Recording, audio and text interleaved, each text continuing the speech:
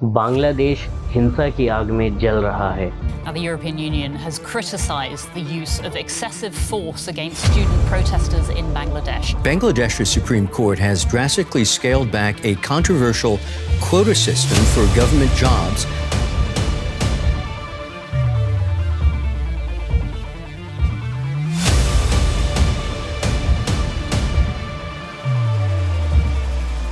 बांग्लादेश के अंदर में इतना वायलेंस देखने का जो सबसे बड़ा कारण है वो है कोटा सिस्टम।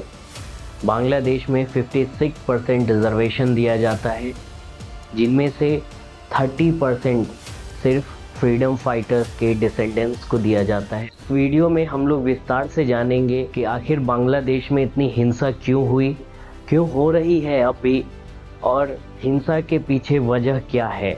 बांग्लादेश के अंदर में 56% रिजर्वेशन में से 30% सिर्फ और सिर्फ फ्रीडम फाइटर्स के बच्चों और उनके बच्चों को दिया जा रहा है, 10% फीमेल के लिए और 10% बैकवर्ड डिस्ट्रिक्ट के लोगों को दिया जा रहा है। साथ ही साथ 5% माइनॉरिटीज़ को दिया जाता है और 1% पर्सन विथ डिसेबिलिटी दिव्यांग जनों को दिया जाता है 1%। बांग्लादेश की प्रधानमंत्री शेख हसीना पे ये आरोप लगता है कि वो 30% रिजर्वेशन के माध्यम से सरकारी नौकरियों में उच्च पदों पर अपने करीबी लोगों को बैठाने का प्रयास करती हैं। रिजर्वेशन सिस्टम को समझने से पहले हम लोगों को इसके बैकग्राउंड में चल के ये समझना होगा कि आखिर इसकी शुरुआत हुई कब से और इसके पीछे क्या कारण थे। तो इसकी शुरुआत हुई थी 1972 में रिजर्वेशन देने की। आप लोगों को सभी को पता है कि बांग्लादेश एक समय में पाकिस्तान का हिस्सा हुआ करता था। पाकिस्तान जब भारत का विभाजन हुआ तो भारत से पाकिस्तान अलग हुआ। 1947 में पाकिस्तान 2 टुकड़े में बटा था, एक वेस्ट पाकिस्तान था, एक ईस्ट पाकिस्तान था। तो जो बांग्लादेश के मूल निवासी थे वहाँ के लोग पाकिस्तान से अलग होने की मांग करने लगे। पाकिस्तान के विरोध में नारा लगने लगा, लाखों लोगों की जानें गई इस चक्कर में। पाकिस्तान के विरोध में जो लड़ाई लड़ रहे थे उन्हें मुक्ति योद्धा कहा गया और उन्होंने पुरजोर आवाज़ उठाई और उनके आवाज़ उठाने के बाद बांग्लादेश एक स्वतंत्र देश बना। 1971 में बांग्लादेश एक इंडिपेंडेंट देश बना, एक कंट्री बन के दुनिया की नज़र में उभरा और वहाँ के प्रधानमंत्री बने शेख मुजीबुर रहमान, जो मुक्ति योद्धा थे, जो आज़ादी की लड़ाई लड़े, बांग्लादेश की आज़ादी की लड़ाई लड़ रहे थे। उन लोगों को 30% रिजर्वेशन देने के लिए कॉन्स्टिट्यूशन में 1972 में अमेंडमेंट करते हैं और उन्हें 30% रिजर्वेशन देने की शुरुआत करते हैं। शुरू में तो ये रिजर्वेशन 30% का मुक्ति योद्धाओं को दिया जाने लगा और 1997 में उनके बच्चों को देने की शुरुआत की गई कि उनके बच्चों को भी दिया जाएगा। और फिर देखते ही देखते 2010 में भी एक नया प्रस्ताव लाया गया कि उनके बच्चों के बच्चों को भी रिजर्वेशन दिया जाएगा इस अमेंडमेंट के माध्यम से। तब जाकर के धीरे धीरे बांग्लादेश के अंदर में एक विरोध उभरने लगा, एक विरोध प्रदर्शन जो है दर्ज किया गया।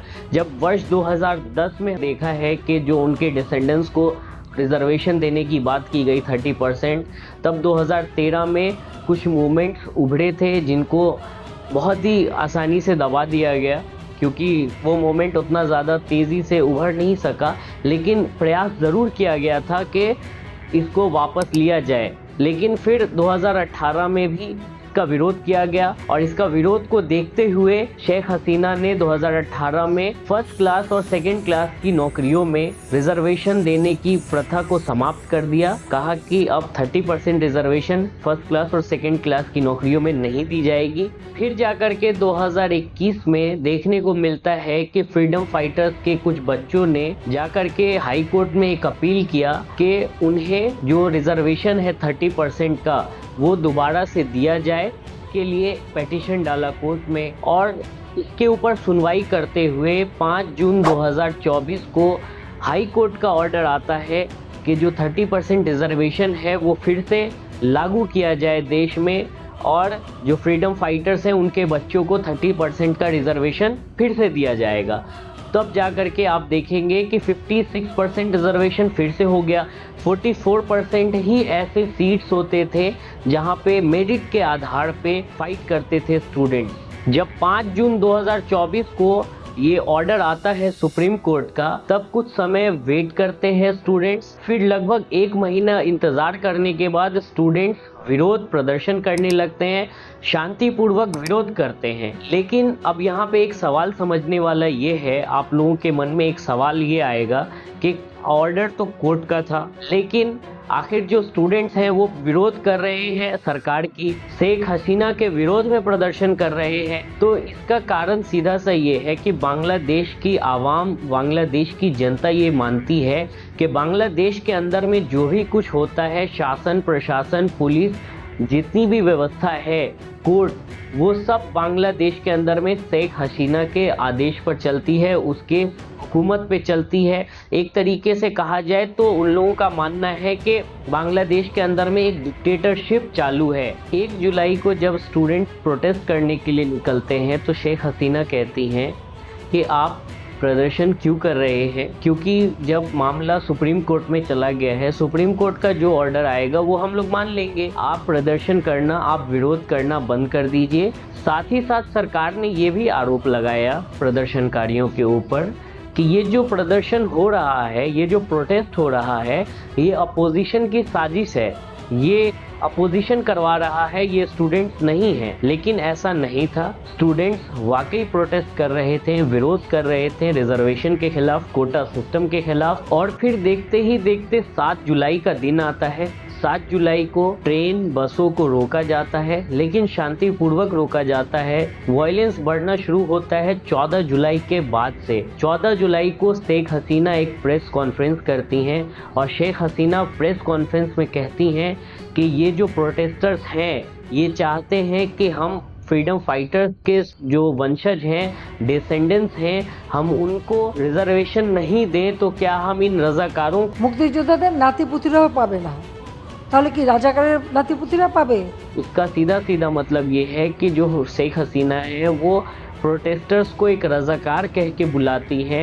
रजाकार का मतलब समझिए आप, रजाकार बांग्लादेश के अंदर में एंटी नेशनल को कहा जाता है, जो देश विरोधी होता है उसको कहा जाता है। क्योंकि 1971 में जब पाकिस्तान से युद्ध लड़ रहा था बांग्लादेश, आज़ादी की लड़ाई लड़ रहा था, तो उस समय में कुछ लोग ऐसे थे, कुछ परसेंट ऐसे लोग थे जो पाकिस्तान को सपोर्ट कर रहे होते हैं, जो बांग्लादेश को फेवर नहीं कर रहे होते हैं, जो लोग चाहते थे कि बांग्लादेश ना बने, पाकिस्तान ही रहे। शेख हसीना का स्टेटमेंट आता है 14 जुलाई को, तो 15 जुलाई 2024 से हिंसा भड़क उठती है। हिंसा एक अपना उग्र रूप ले लेती है। जो प्रोटेस्ट शांतिपूर्वक हो रहा था, पीसफुली हो रहा था, अब वो 15 जुलाई से वायलेंट हो जाता है। बिल्कुल जगह जगह हिंसा होने लगती है और 16 जुलाई आते आते 6 स्टूडेंट्स की मौत हो जाती है और हिंसा इतनी ज़्यादा बढ़ जाती है कि 18 जुलाई आते आते लगभग 30 स्टूडेंट्स की मौत हो जाती है और हिंसा बुरी तरीके से उग्र हो जाती है। और देखते ही देखते स्थिति असामान्य होती है, स्थिति सामान्य नहीं रहती है। स्थिति को सामान्य करने के लिए शेख हसीना की सरकार इंटरनेट शटडाउन करती है पूरी तरीके से, कर्फ्यू लगा दिया जाता है शहरों में और यातायात सुविधा बंद कर दी जाती है। ऐसी सिचुएशन आ जाती है कि 19 जुलाई को आर्मी ग्रुप्स उतारा जाता है, आर्मी को उतारा जाता है शहरों में और सिचुएशन को कंट्रोल करने की कोशिश की जाती है, लेकिन सिचुएशन कंट्रोल नहीं हो रही होती है। जब स्थिति इतनी असामान्य हो गई, ऐसी सिचुएशन को देखने के बाद बांग्लादेश के अंदर में वहाँ सुप्रीम कोर्ट में बिफोर हियरिंग कराई गई। सुप्रीम कोर्ट का ऑर्डर आता है कि जो रिजर्वेशन 56% था उसको 7% कर दिया गया और 7% में से भी 5% फ्रीडम फाइटर्स के डिसेंडेंट्स को, उनके वंशजों को दिया जाएगा, 1% एथनिक माइनॉरिटी को दिया जाएगा और 1% ट्रांसजेंडर और पीडब्ल्यूडी यानी दिव्यांग लोगों को दिया जाएगा। सुप्रीम कोर्ट के ऑर्डर आने के बाद भी हिंसा अब तक रुकी नहीं है। अभी जो प्राप्त डेटा है मेरे पास, उसके अकॉर्डिंग मैं कह सकता हूँ कि 26 तारीख तक 150 से ज़्यादा लोगों की मौत हो चुकी है अब तक बांग्लादेश के अंदर में। और अगर पुलिस प्रशासन के लोगों को मिलाया जाए तो ये आंकड़ा 205 से ज़्यादा हो जाता है, लोगों की मौत हो चुकी है। अब तक स्थिति पूरी तरह सामान्य नहीं है।